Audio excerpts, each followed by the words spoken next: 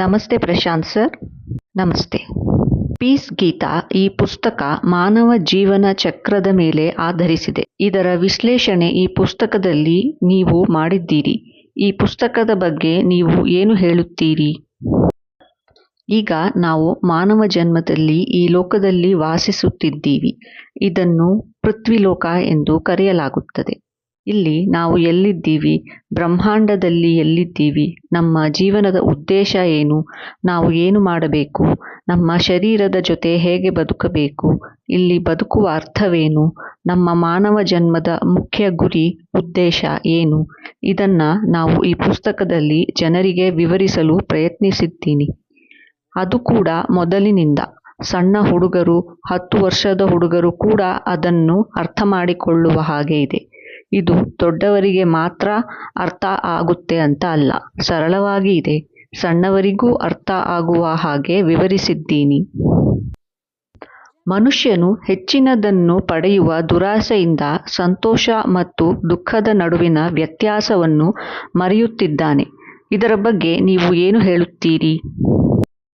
ಮೊದಲನೆಯದಾಗಿ, ನನ್ನ ಪ್ರಕಾರ ನೀವು ಹೆಚ್ಚಿನದನ್ನು ಪಡೆಯುವ ಪ್ರವೃತ್ತಿಯನ್ನು ಹೊಂದಿರುವುದು ತಪ್ಪಲ್ಲ ಎಂದು ನಾನು ಹೇಳುತ್ತೇನೆ.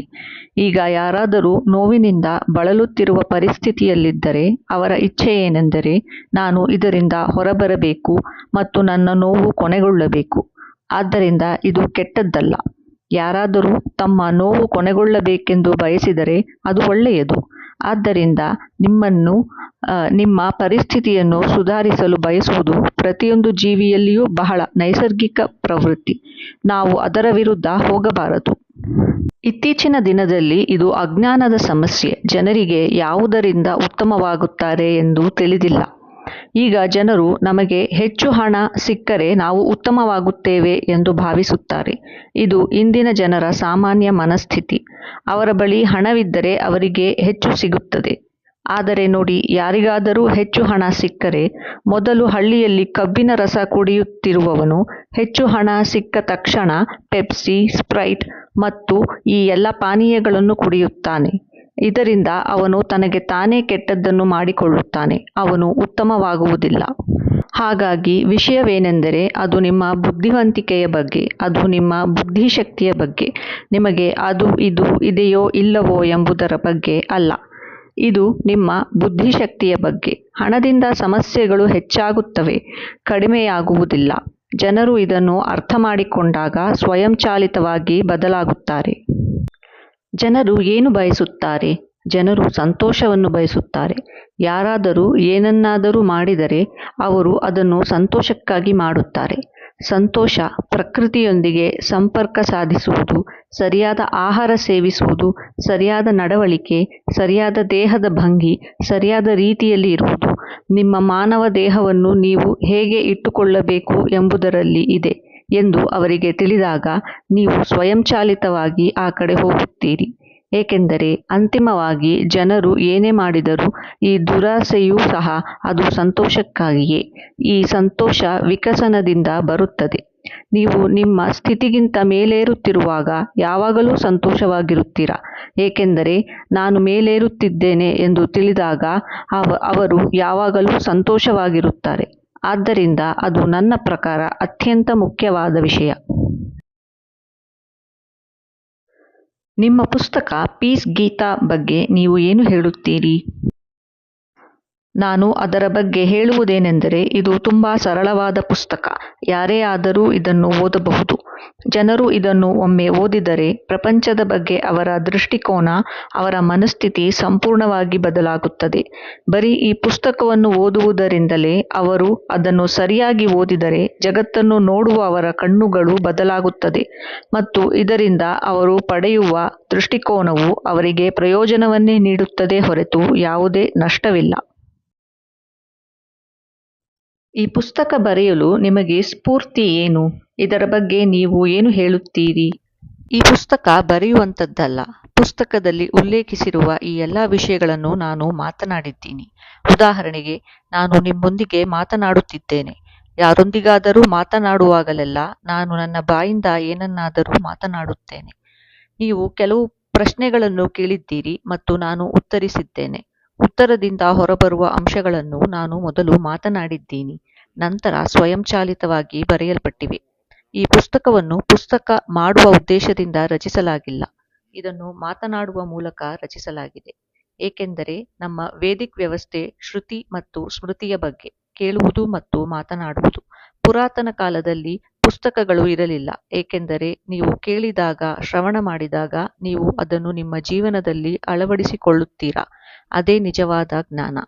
ಈ ಪುಸ್ತಕದಲ್ಲಿ ಓದಿದ್ದು ನಿಮ್ಮ ಜೀವನದಲ್ಲಿ ಅಳವಡಿಸುವುದಕ್ಕೆ ಆಗುವುದಿಲ್ಲ. ಆದ್ದರಿಂದ ಅದು ಕೇವಲ ಮಾಹಿತಿ, ಅದು ನಿಮ್ಮ ಜೀವನದಲ್ಲಿ ಯಾವುದೇ ಪ್ರಯೋಜನವಿಲ್ಲ. ಆದ್ದರಿಂದ ನಮ್ಮ ವೇದಿಕ್ ಅಲ್ಲಿ ಅಂತಹ ವ್ಯವಸ್ಥೆ ಇರಲಿಲ್ಲ. ಆದರೆ ಇತ್ತೀಚಿನ ದಿನಗಳಲ್ಲಿ ಇದು ಪುಸ್ತಕದ ವ್ಯವಸ್ಥೆ ಆಗಿದೆ. ಜನರು ಪುಸ್ತಕಗಳನ್ನು ಓದುತ್ತಾರೆ ಹಾಗೂ ಜನರಿಗೆ ಮಾಹಿತಿ, ಜ್ಞಾನ ನೀಡುವ ಒಂದು ಮಾರ್ಗವಾಗಿದೆ.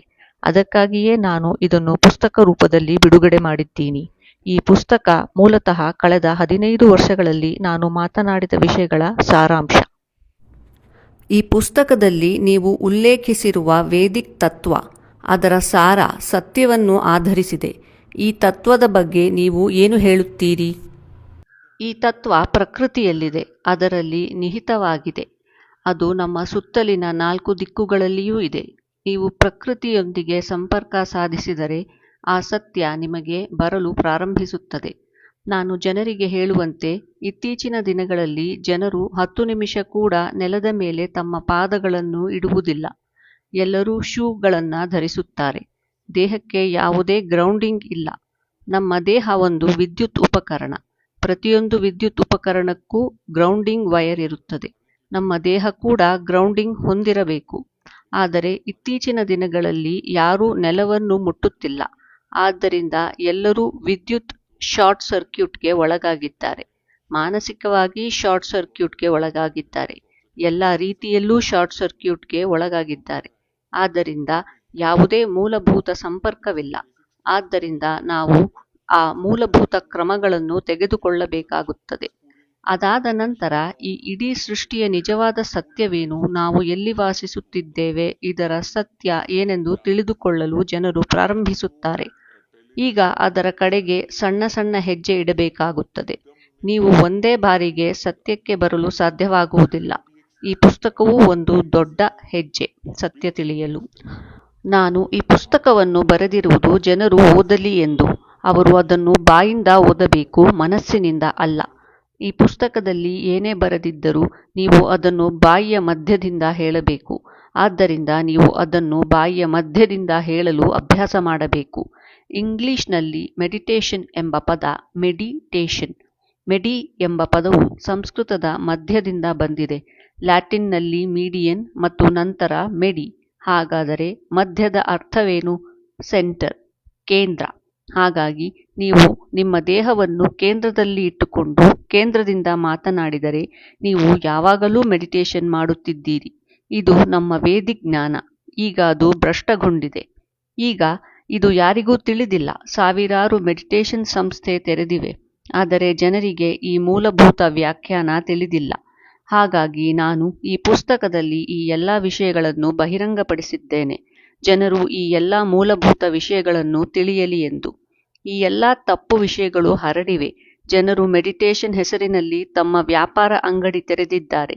ಜನರಿಗೆ ಅದು ಏನೆಂದು ತಿಳಿಯುತ್ತದೆ. ನಿಜವಾದ ಮೆಡಿಟೇಷನ್ ಎಂದರೇನು, ಎಲ್ಲದರ ನಿಜವಾದ ವ್ಯಾಖ್ಯಾನ ಅವರಿಗೆ ತಿಳಿದಿದ್ದರೆ ಉಳಿದ ಅಂಗಡಿಗಳ ನಕಲಿತನ ತಿಳಿಯುತ್ತದೆ. ಮಾನವರು ಎದುರಿಸುತ್ತಿರುವ ದುಃಖದಿಂದ ಹೊರಬರಲು ಈ ಪುಸ್ತಕವು ಹೇಗೆ ಸಹಾಯವಾಗಿದೆ? ಇದರ ಬಗ್ಗೆ ನೀವು ಏನು ಹೇಳುತ್ತೀರಿ? ನೀವು ಒಳ್ಳೆಯ ಪ್ರಶ್ನೆ ಕೇಳಿದ್ದೀರಿ. ನೀವು ನೋವು, ದುಃಖದಲ್ಲಿದ್ದಾಗ ಪರಿಹಾರ ಹುಡುಕುತ್ತೀರಿ. ನಿಮಗೆ ಕಾಯಿಲೆ ಇದ್ದರೆ ನೀವು ಮತ್ತೆ ಆರೋಗ್ಯವಾಗಲು ಪರಿಹಾರ ಹುಡುಕುತ್ತೀರಿ. ರೋಗಗಳ ಎಲ್ಲ ಪರಿಹಾರಗಳು ಈಗಾಗಲೇ ಪ್ರಕೃತಿಯಲ್ಲಿದೆ. ಆದರೆ ಜನರು ಆ ಪರಿಹಾರಗಳಿಗಾಗಿ ಪ್ರಕೃತಿಯ ಮೊರೆ ಹೋಗಬೇಕು. ಅದೇ ರೀತಿ ಮಾನವ ಸಮಸ್ಯೆಗಳು, ಮಾನಸಿಕ ಸಮಸ್ಯೆಗಳು, ಭಾವನಾತ್ಮಕ ಸಮಸ್ಯೆಗಳು, ಎಲ್ಲ ರೀತಿಯ ಸಮಸ್ಯೆಗಳು, ಅವುಗಳ ಮನೋವೈಜ್ಞಾನಿಕ ಸಮಸ್ಯೆಗಳು, ನಾನು ಅವುಗಳನ್ನು ಈ ಪುಸ್ತಕದಲ್ಲಿ ಒಂದು ಮೂಲ ಮಟ್ಟದಲ್ಲಿ ಉಲ್ಲೇಖಿಸಿದ್ದೇನೆ. ಜನರು ಅದನ್ನು ಅರ್ಥ ಮಾಡಿಕೊಳ್ಳಲಿ ಎಂದು. ಅದರ ನಂತರ ಅವರ ಜೀವನದ ದುಃಖ, ಮೂಲದಿಂದ ದುಃಖವನ್ನು ಉಂಟುಮಾಡುತ್ತಿದ್ದ ವಿಷಯ ದೂರವಾಗುತ್ತದೆ. ಸಮಸ್ಯೆ ನಿಮ್ಮ ಅಂತರಂಗದಿಂದ ದೂರವಾದಾಗ ನಿಮಗೆ ಆ ದುಃಖ ಇರುವುದಿಲ್ಲ. ನೀವು ಅದರ ಮೇಲೆ ತೇಪೆ ಹಾಕಬೇಕೆಂದು ನಾನು ಬಯಸುವುದಿಲ್ಲ. ನಿಮ್ಮ ಅಂತರಂಗದಲ್ಲಿ ದುಃಖದ ಬೇರುಗಳಿಂದ ತೆಗೆದುಹಾಕಬೇಕು. ನೀವು ಅದನ್ನು ಒಳಗಿನಿಂದ ತೆಗೆದುಹಾಕಬೇಕು. ಆಗ ನಿಮಗೆ ಮತ್ತೆ ಆ ಸಮಸ್ಯೆ ಕಾಡುವುದಿಲ್ಲ. ಮನುಷ್ಯರಿಗೆ ಶಾಂತಿ ನೀಡುವ ಆಧ್ಯಾತ್ಮಿಕತೆ, ಅದನ್ನು ಯಾರು ನೀಡುತ್ತಾರೆ? ಈ ಪುಸ್ತಕದಿಂದ ಆ ಶಾಂತಿಯನ್ನು ಪಡೆಯಲು ಸಾಧ್ಯವೇ? ನಾವು ಅರ್ಥ ಮಾಡಿಕೊಳ್ಳಬೇಕಾದ ಅಂಶವೆಂದರೆ ಆಧ್ಯಾತ್ಮ ಎಂಬ ಪದ ಮತ್ತು ಪದಾರ್ಥ ಎಂಬ ಪದವನ್ನು. ಇತ್ತೀಚಿನ ದಿನಗಳಲ್ಲಿ ಆಧ್ಯಾತ್ಮಿಕತೆ ಸ್ಪಿರಿಚುವಲಿಸಂ ಮತ್ತು ಭೌತವಾದ ಮಟೀರಿಯಲಿಸಂ ಎಂದು ಕರೆಯಲಾಗುತ್ತದೆ. ಎರಡೂ ಒಂದೇ ಆಗಿವೆ. ಅವು ಪರಸ್ಪರ ಸಂಬಂಧ ಹೊಂದಿವೆ. ನೀವು ಇಲ್ಲಿ ವಾಸಿಸುವ ಭೌತಿಕ ಜ್ಞಾನ ಪಡೆದರೆ ನೀವು ಆಧ್ಯಾತ್ಮಿಕ ಜ್ಞಾನವನ್ನು ಸಹ ಪಡೆಯುತ್ತೀರಿ. ಈ ಎರಡು ವಿಷಯಗಳು ಇಂದ್ರಿಯ ಎಂಬ ಪದದೊಂದಿಗೆ ಪರಸ್ಪರ ಸಂಬಂಧ ಹೊಂದಿವೆ. ನಿಮಗೆ 5 ಇಂದ್ರಿಯಗಳಿವೆ. ನೀವು ಅದನ್ನು ಬಳಸುತ್ತೀರಿ, ನಂತರ ನಿರ್ಧಾರ ತೆಗೆದುಕೊಳ್ಳುತ್ತೀರಿ. ಆದ್ದರಿಂದ ನಿಮ್ಮ ಇಂದ್ರಿಯಗಳು ಸುಧಾರಿಸಿದರೆ ನೀವು ನೋಡುವ, ವಾಸನೆ ಸೇವಿಸುವ, ತಿನ್ನುವ ಪ್ರಜ್ಞೆ ಬರುತ್ತದೆ. ಆಗ ನಿಮ್ಮ ಇಂದ್ರಿಯಗಳು ಉನ್ನತ ಮಟ್ಟಕ್ಕೆ ಹೋಗುತ್ತದೆ. ಸಂಸ್ಕೃತದಲ್ಲಿ ಇಂದ್ರಿಯಗಳಿಗೆ ಗೋ ಎಂದು ಕರೆಯಲಾಗುತ್ತದೆ. ಅಂದರೆ ಗೋ ಇಂದ್ರಿಯ ವರ್ಧನವಾಗುತ್ತದೆ. ಗೋವಿನ ವರ್ಧನ ಅಂದರೆ ಇಂದ್ರಿಯ ವರ್ಧನೆ. ಆದ್ದರಿಂದ ನೀವು ಗೋವರ್ಧನನಲ್ಲಿದ್ದೀರಿ. ಜನರು ಗೋವರ್ಧನ ಪರ್ವತ ಸುತ್ತಾಡುತ್ತಾ ಪರಿಕ್ರಮ ಮಾಡುತ್ತಿದ್ದಾರೆ. ಆದರೆ ಅದರಿಂದ ಗೋವರ್ಧನೆ ಆಗುತ್ತಿಲ್ಲ. ನಮಗೆ ನಿಜವಾದ ಗೋವರ್ಧನ, ಇಂದ್ರಿಯ ವರ್ಧನೆ ಬೇಕು. ಪುಸ್ತಕ ಕಾಲದಲ್ಲಿ ಸಾಮಾನ್ಯ ಜ್ಞಾನ ಸಂಪೂರ್ಣವಾಗಿ ಹೋಗಿದೆ. ಏಕೆಂದರೆ ಜನರು ಪ್ರಕೃತಿಯಿಂದ ಸಂಪೂರ್ಣವಾಗಿ ದೂರ ಸರಿದಿದ್ದಾರೆ. ನೀವು ಪ್ರಕೃತಿಯಿಂದ ದೂರ ಹೋದಾಗ ನಿಮ್ಮ ಸಾಮಾನ್ಯ ಜ್ಞಾನವು ಮೊದಲು ಕಣ್ಮರೆಯಾಗುತ್ತದೆ. ಆದ್ದರಿಂದ ನೀವು ಅದನ್ನು ಮತ್ತೆ ವಾಪಸ್ ತರಬೇಕು. ಅದರ ನಂತರವೇ ನೀವು ಹೆಚ್ಚಿನ ಕ್ರಮಗಳನ್ನು ತೆಗೆದುಕೊಳ್ಳಬಹುದು. ಪ್ರಕೃತಿಯೊಂದಿಗೆ ಸಂಪರ್ಕ ಸಾಧಿಸದೆ ನಿಜವಾದ ಆಧ್ಯಾತ್ಮಿಕತೆ ಸಾಧ್ಯವಿಲ್ಲ. ನೀವು ಪ್ರಕೃತಿಯೊಂದಿಗೆ ಸಂಪರ್ಕ ಸಾಧಿಸದೆ ಇಡೀ ದಿನ ಎಸಿಯಲ್ಲಿ ಕುಳಿತು ಆಧ್ಯಾತ್ಮಿಕತೆ ಮಾಡುತ್ತಿದ್ದೀನಿ ಅಂದರೆ ಅದು ಸಾಧ್ಯವಿಲ್ಲ. ನೀವು ಇದನ್ನು ಅರ್ಥ ಮಾಡಿಕೊಂಡ ನಂತರ ಉಳಿದೆಲ್ಲವೂ ಸ್ವಯಂಚಾಲಿತವಾಗಿ ಅರ್ಥವಾಗುತ್ತದೆ. ನೀವು ಪುಸ್ತಕದಲ್ಲಿ ಬರೆದಿರುವುದು ವೇದಗಳ ಸಾರ. ವೇದಿಕ್ ಜ್ಞಾನ ಎಂದರೇನು ನೀವು ವಿವರಿಸಬಹುದೇ? ವೇದಿಕ್ ಜ್ಞಾನವೇ ನಿಮ್ಮ ಜೀವನ. ಜ್ಞಾನ ಎಂದರೇನು? ನಿಮ್ಮ ಜೀವನದಲ್ಲಿ, ನಿಮ್ಮ ಅಸ್ತಿತ್ವದಲ್ಲಿ ನೀವು ಏನು ಮಾಡಬೇಕು, ನಾನು ಯಾವ ಕರ್ಮ ಮಾಡಬೇಕು, ನನ್ನ ವಿಕಸನಕ್ಕಾಗಿ ನಾನು ಯಾವ ಕ್ರಿಯೆ ಮಾಡಬೇಕು, ಯಾವ ಕರ್ಮದಿಂದ ನನಗೆ ಪ್ರಯೋಜನವಾಗುತ್ತೆ, ನನ್ನ ಸಂತೋಷ ಆನಂದವನ್ನು ಹೆಚ್ಚಿಸುತ್ತದೆ, ಅದೇ ವೇದಗಳ ಸಾರ.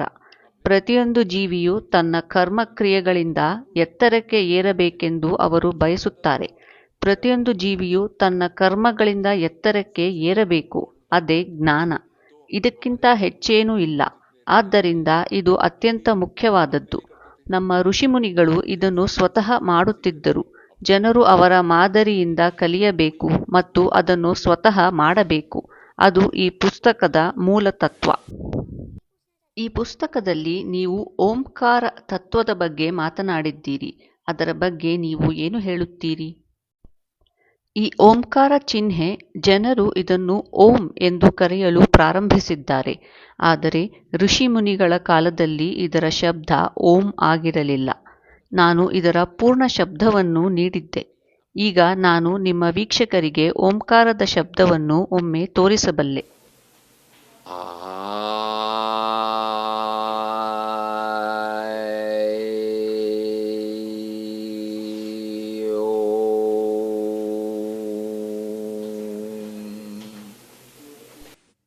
ಇದು ಓಂಕಾರದ ಪೂರ್ಣ ಧ್ವನಿ. ಇದು ನಿಜವಾದ ಧ್ವನಿ. ಬಹಳ ಸಮಯದಿಂದ ಜನರು ಓ ಓ ಎಂದು ಜಪಿಸುತ್ತಿದ್ದಾರೆ.